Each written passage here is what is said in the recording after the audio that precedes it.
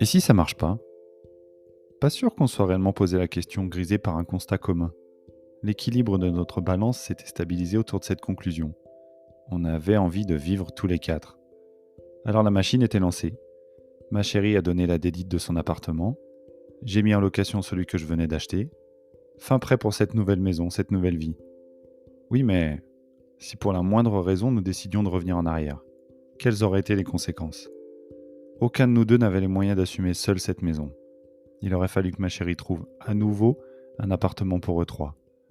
Le petit nid qu'ils avaient créé ne serait probablement plus disponible. Il leur faudra repartir de zéro, encore. De mon côté, pas moyen de retourner dans mon appartement, à moins de demander à mon locataire de me faire une petite place. Pas sûr que ça l'enchante. Il aurait fallu que je trouve un nouveau logement. Mais où?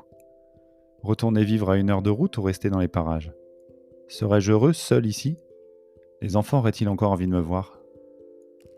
Bonne question, qui se pose encore aujourd'hui. Si nous devions nous séparer, voudraient-ils encore de moi dans leur vie? Si j'avais des enfants, voudraient-ils encore les voir malgré la séparation? Toutes ces décisions d'adultes impactent les enfants.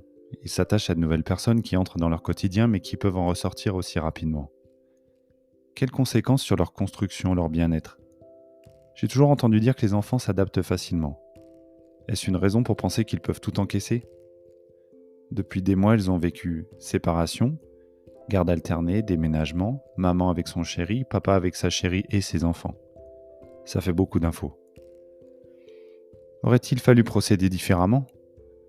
Quand tout le monde semblait prêt, attendre encore de peur du si ça marche pas? Considérer qu'il était imprudent de bousculer l'équilibre qu'ils avaient trouvé?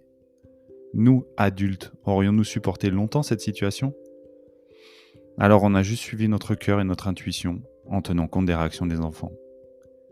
C'était un risque que l'on a pris et que l'on prend encore aujourd'hui 10 ans après. Rien n'est acquis, peut-être comme dans toute famille. Si on se séparait, j'aurais tellement envie de voir les enfants le plus possible. Un vide abyssal me traverse quand j'imagine ma vie sans eux. Mais pas de garde alternée quand on est tuteur illégal. Je devrais compter sur leur envie de me voir. Faire confiance à ce qu'on a construit ensemble, à la valeur qu'ils y accordent. Alors oui, peut-être que les choses changeront un jour.